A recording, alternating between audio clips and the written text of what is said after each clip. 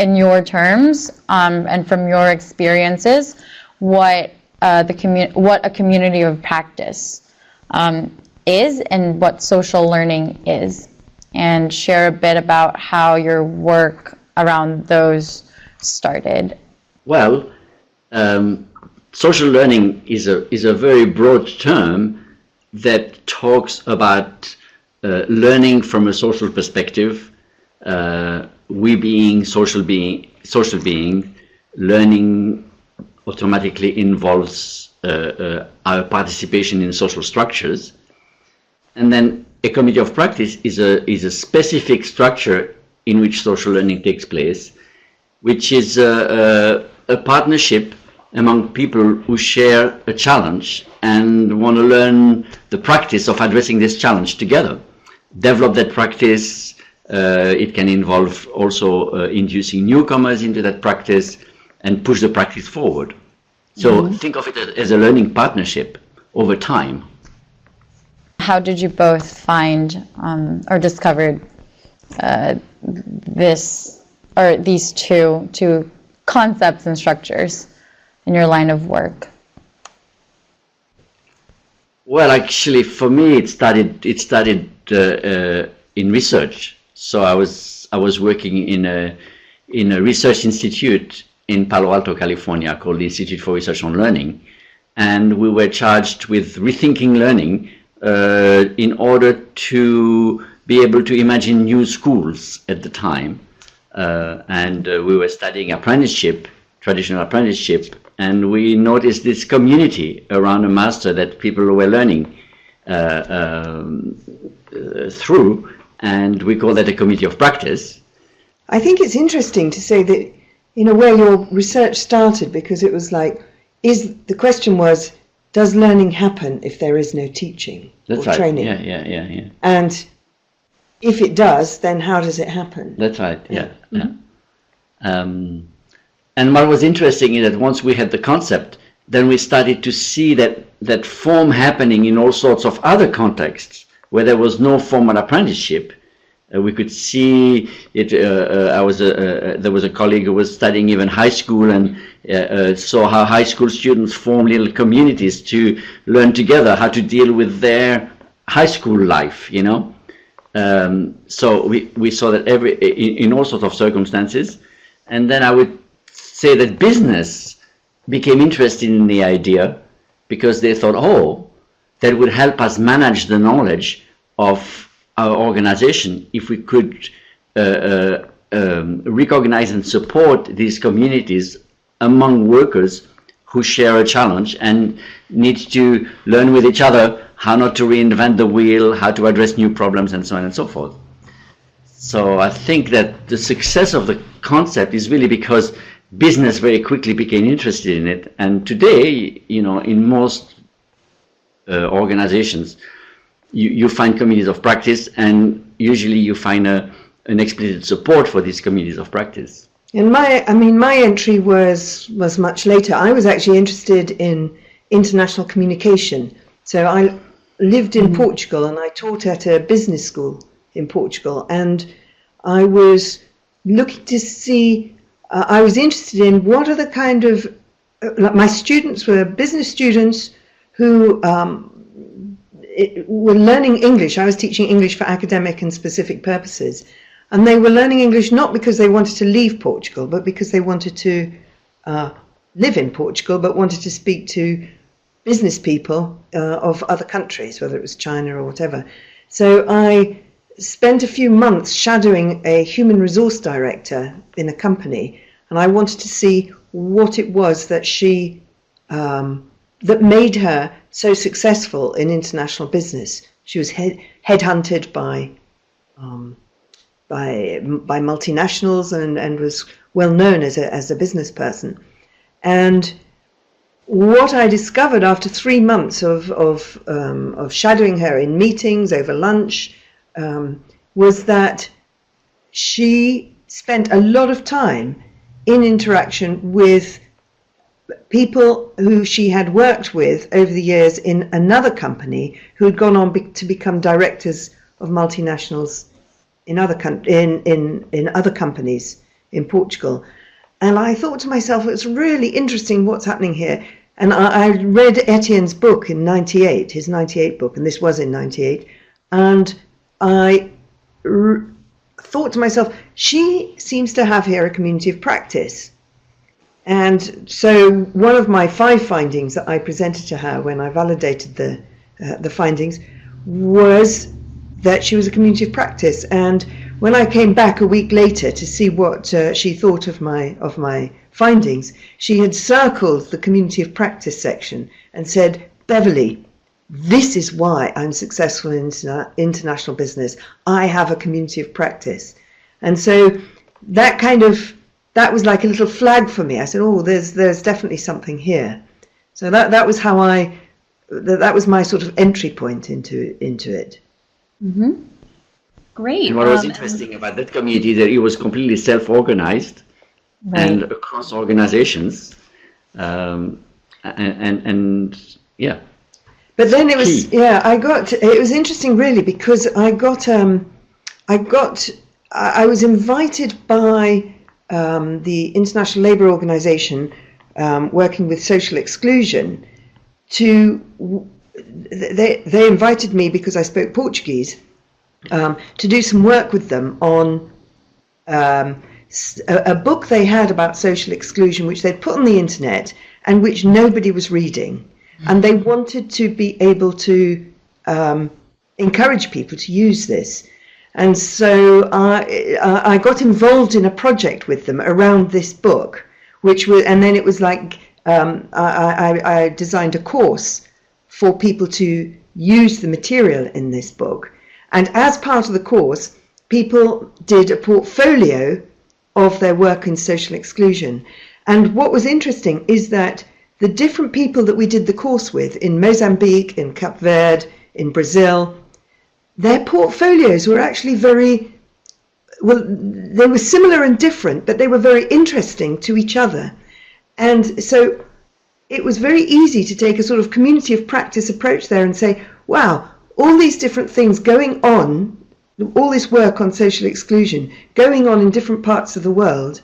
Imagine if you just brought these people together so that they could compare what they were doing. And in fact, we just by bringing the portfolios together, it was already a glimpse into each other's practice in different parts of the world. And so that was my first sort of work really with communities of practice, without saying, oh, we're going to do a community of practice here, but having that community of practice perspective. In those days, actually, it was, because this was quite a few years ago, in those days it was quite new, that sort of approach. But a community of practice lens, once you've got it, you can't but help see all the different potential places for learning partnerships to happen. I think it's really quite significant, because when the world of development started to adopt this perspective of learning partnership among peers who share a challenge, I think there is a potential there to transform what we mean by development from a learning process by which the North is channeling knowledge into the South to communities and networks that bring people together who have a similar challenge and work together. So I think it has a potential of being quite transformative. It is transformative in organizations in general, because it cuts across the hierarchy. It creates peer-to-peer connections, learning connections, that transforms the way our organizations function. Mm-hmm. Great. I think both of you touched on how community of practices have changed maybe or evolved over the year, and more people finding out what they mean and using them and finding these different ways. Can you speak a little bit about how they've changed over the years and just what communities of practice look like, especially with technological developments like more widespread use of the internet, social media, things like that? Well, of course, technology really lends itself to peer-to-peer. I mean, it's even called peer-to-peer.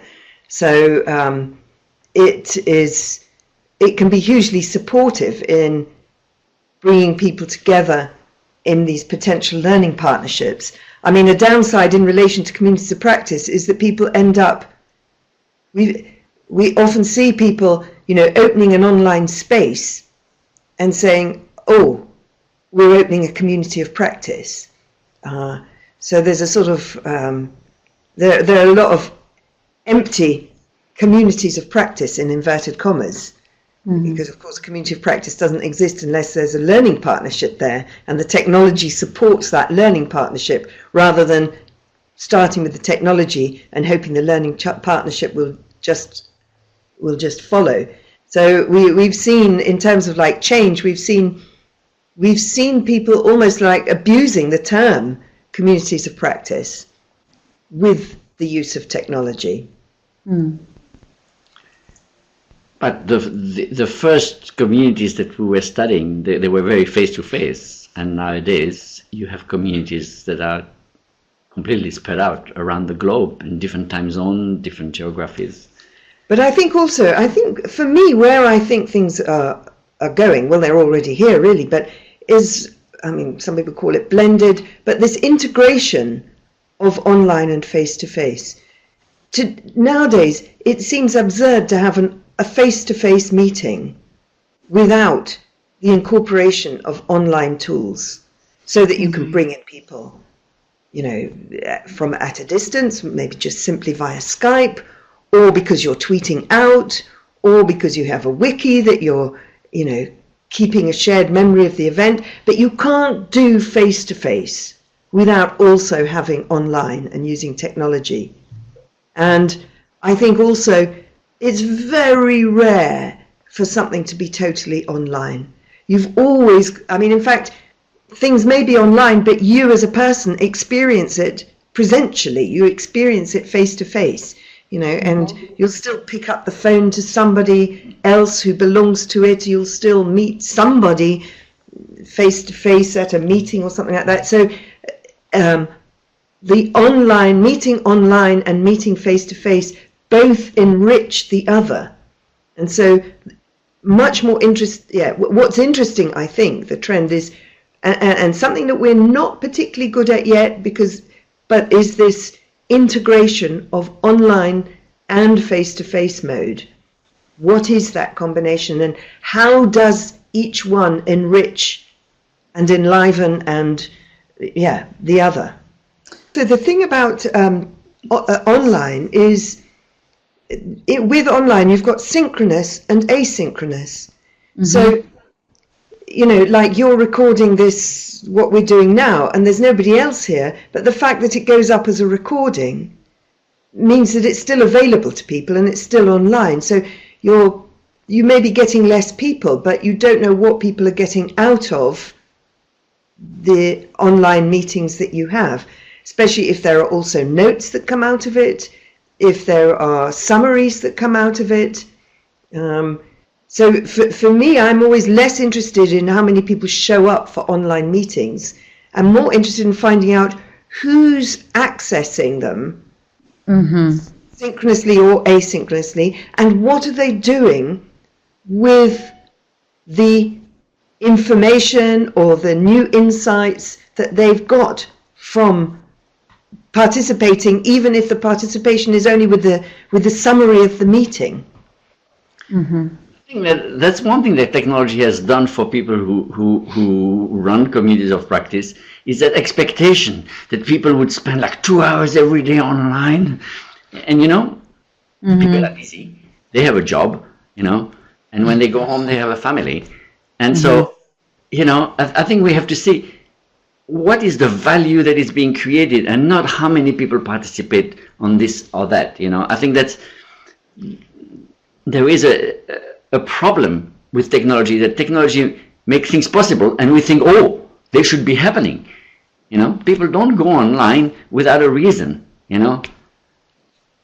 Right. So I think we have to be, and that's why we have developed this value creation framework that we talked about in Seattle, is precisely because we want to move the attention from how many people are participating, how many online interactions are there, and so on and so forth, to what is the value that is being created here.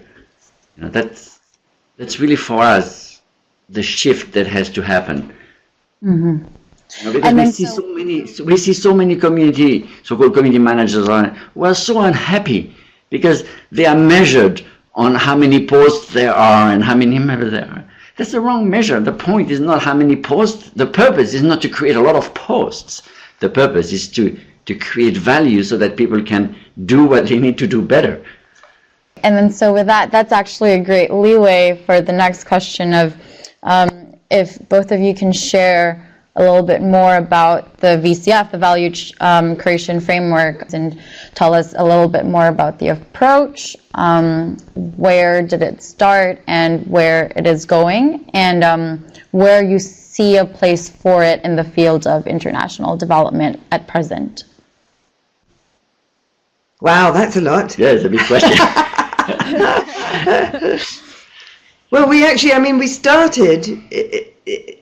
started with originally it was because, yes, a lot of communities and networks we worked with, there was a sort of general feeling of a number of years ago that, oh no, you can't really measure the value of a community of practice. You know, it's soft. And the argument was, you know, especially in business, you know, everybody's using metrics and want the ROI, but you know what we get from our community is more than that. You know, you can't just bring it down to a number. So we wanted to create a framework for monitoring the value, which would both combine quantitative and qualitative methods, and which would also be useful for communities themselves, not just for evaluators or managers, but actually for communities to help them with their learning. So we set ourselves those disciplines. And so basically what ended up coming out of this process is almost like a model of how learning moves from learning interactions that people have into ideas that come out of that, into changes in practice, into effect on what people are trying to achieve. Mm-hmm. So we started to develop what we call value creation cycles, which are moments in that flow that go from the immediate value that people find in being with each other. Sometimes, you know, one of the value of a community is that you are doing something alone somewhere in the world, and you find other people who understand what you're trying to do, who understand the challenges you face. So there's immediate value in that connection. And then that creates, you know, through those interactions, you get new ideas, for example, or you feel inspired, or you get confidence, or you produce a tool or a method, a new tool or a method, or you produce a resource. So stuff gets produced from those interactions, and the stuff that gets produced we call potential value, because it's potential value because until you actually do something with it, it just remains potential. So that's the sort of second type of value that we identified. And then people take that stuff and move into practice. And, you know, for many people, learning ends when you get the knowledge, when you get an idea, when you get a method. But for us, learning continues as that idea or method is moved into practice and change practice. Because it's a very creative process to take something that a colleague has said and to translate it into your own context in productive ways is a very creative process. And so we call that applied value because there's learning value in applying things and learning from the application and from the adaptation to a specific context. And so you've changed the way you go about doing things at work, and what happens, all right, that may or may not have an impact. It may be that you put it into practice, this great idea, and it has no result, right? Or it may have a great result, but that end result we call realized value. So it's the realization of what happens when you change a practice. And if you have a successful community of practice, then it becomes important to you as a member to feed back into your community what you've done with what the community produced. Because like Bev was saying, sometimes it doesn't work. You try something, it doesn't work. That's an important piece of information. If you start thinking of learning as that loop between learning interactions and practice, then feeding back what you discover when you apply something is a very important piece of information for the community. And so now we are kind of theorizing social learning as this loop between interactions that people have and the experience of practice, where these interactions have an effect, and feeding back this effect into the interactions. From an evaluation perspective, what you have with this model is the ability of members to tell you a story about how the community had an effect on the world. Because you see, in that kind of situation, effects are always complex and due to many factors, right? Also, so you can say, hey, I belong to a community of third grade teachers in my school, and the math grades of the third grade has improved, right? So you can say, oh, this community must be great, but there are a lot of things that could improve these grades, including changing in the population or something like this. So what you want, if you do an evaluation, you want to be able to trace some of that value, some of that change to the community. You never claim the whole change, but you want to be able to trace some of that change to the community. And the method that we are using for that is what we call collecting value creation stories, where the members tell you, because they've done it, they can tell you the story, they tell you how the community has produced something that has had an effect on what they care about.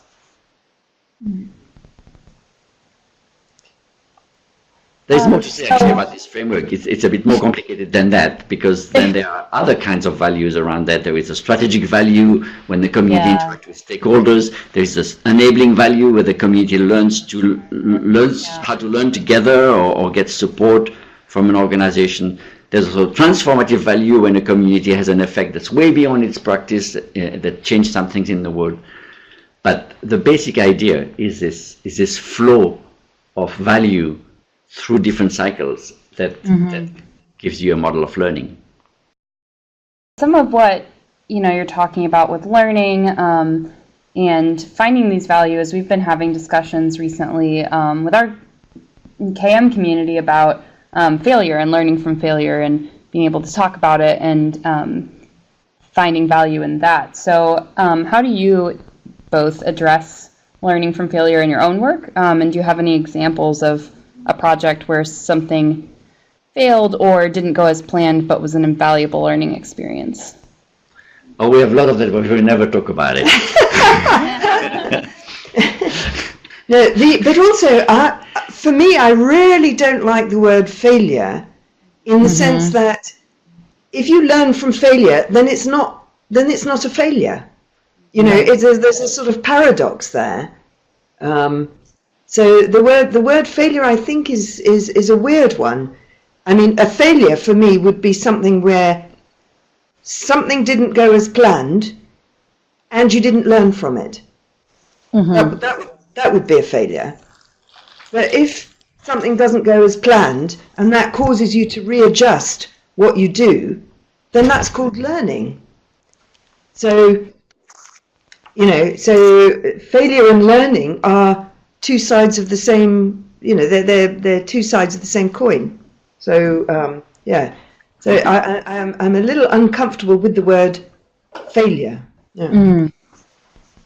But that's where having a community where there is a certain level of trust among practitioners is really important, because it's easy to judge someone if you don't understand the complexity of the practice. But if you are yourself a practitioner, you know how hard things are. That practice is actually hard. And so you look at someone's story differently if you are a practitioner who understands the complexity of the practice, the fact that you are always proceeding under insufficient information in real practice, you know. But it may take some time for a community to reach that point where, as Bev was saying, failures are viewed as a learning opportunity, and there is a context for that is provided by the community, as opposed to, you know, saying to the world, "I failed," you know. Yeah, if you talk, I think also that if you are really talking at the level of practice, and talking at the level of practice means that I'm saying, you know, I'm really interested to look over your shoulder and see the minuscule details of what you're doing, because I don't know, I love it. It talks to my heart, right? Yeah, if we're talking at the level of practice, then practice is almost nothing but little failures. You know, one is constantly adjusting. Just even think of how we talk. We're constantly sort of readjusting what we say. Now, we don't say, "Oh, you're failing." We say, "No, it's just a sort of ongoing readjustment, correction," and that's what practice is. What do you think, or what do you consider to be fundamental characteristics of a successful community of practice? It depends on the context of the community, because in some communities you have to be very explicit about, for instance, the fact that what's shared in the community remains in the community and things like this. But also, and perhaps even more important, well, they're both important, but is for the people who are leading that community to model the behavior that they want, because you can see a community kind of shift once someone has really exposed the problem, especially if someone who is very respected in that community kind of like says, "Oh, this is not working, I need help." That modeling of that behavior is transformational for a community. I think that, like, if I walk into a community, because we often walk into communities because we're called in to advise or consult or facilitate, but there's certain things that that tell me that there's probably a lively, good community here. And one of the first things actually is their attention to newcomers.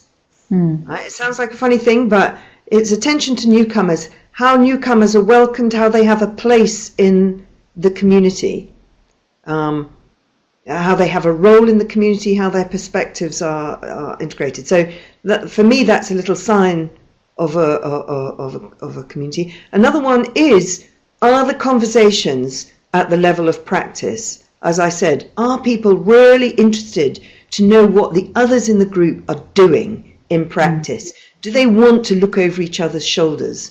Or are they sitting around waiting for some new information or goodies to take home with them? If they're waiting around for goodies to take home, then I'd say, well, this is not a great community of practice yet. People taking initiative. If people are not afraid at all to take initiative and to step up and take the lead, if they're not afraid to rock the boat, then that for me is a sign that this is a characteristic of a good community. And really, this notion of loop that we were talking about earlier, a community has to be interested in its own effect in the world. And it's a bit different to say, okay, let's share failures, to say, hey, this idea that we had the other day, how did it work out for you? See, all of a sudden, the responsibility is shared. You see, it's not like you failed, it's like we failed because we provided the wrong inspiration. Yes. My idea gave you the wrong inspiration. Yes. So, and that was the other thing I was going to say is continuity, which is related to that. Is if I go into a community and I see that they are referring back, they're talking about what happened before, and how that played out in their practice, how that played out when they got back home, and what they did with the stuff that they got from the community at a previous meeting, and how they're going to use it in the future. So this sort of looping backwards and forwards, if the activities and the conversations represent that, then I know that learning's happening. And then I know that that's a sign of a thriving community of practice. And of a collective sense of ownership of the practice, which makes failures also a collective ownership of failures instead of pointing fingers. Do you have any final thoughts or advice that you could share with our KM community that will be interacting with this video? Well, I was kidding when we say we never talk about our failures. So, Yeah. no, but a lot of our failures, I would say, have been political failures as opposed to community failures. They have been failures of managing the organizational context of the community, of creating good relationship between stakeholders and the communities. And we ran into trouble often because we had not encouraged the community to nurture productive, trustful relationships and engaged relationships with their stakeholders. And so, you know, I mean, even in an organization, the next CEO came in and said, none of this bullshit under my watch, you know. And so, yeah, it was not baked, the existence of the committee was not baked enough into the culture of the organization and into the hierarchy of the organization that it's not something you can come in and say, you know. And in international context, I would say that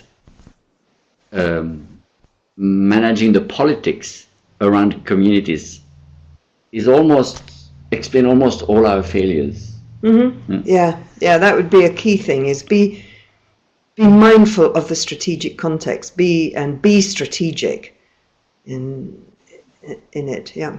And that's why actually in our model now we have what we call strategic value as one of the cycles, because we find that communities that are successful really pay attention to the stakeholder context and to how much the stakeholders appreciate or not what they're doing and what they're contributing. And I think if I had another piece of advice, it's that, now, and I don't know how this works, this might not apply to your KM community, but so often we hear KM communities talking about sharing knowledge, the importance of sharing knowledge. And, you know, my advice would be shift that question, shift it. How are we creating value? How are we creating value? How are we changing people's practice? How are we supporting each other in changing the field, in changing the practice? And let go this notion of sharing knowledge. That's my own little bugbear. Yeah. But, that would be my advice. Shift it to how are we creating value? Once you talk about changing practice or having an effect on the world, then sharing knowledge is just one piece that may or may not lead to that. You know, if, for example, not sharing knowledge is going to contribute more to having the effect that you want on the world, then don't share knowledge. You know, there's a sort of, you know, it's just a means to an end. So to be talking about the means to an end as if it was the be-all and end-all becomes almost like an ideology. And, you know, you're doing it for its own sake, as if it's it's almost like a religion rather than a means to an end. And it's so really what leads to what, you know? Because if you have a sense of collective ownership of a practice that you care about, then sharing knowledge is an automatic part of that. But if you say, let's share knowledge, it doesn't lead to necessarily a collective sense of ownership of the practice. So the collective sense of ownership of the practice is the foundation, you know, and sharing knowledge is an automatic. Yeah, that would just happen. Yeah. Yeah. You cannot have a collective sense of ownership of a practice without sharing what you do, what you succeed, what you fail, what works, what doesn't work, and so on and so forth.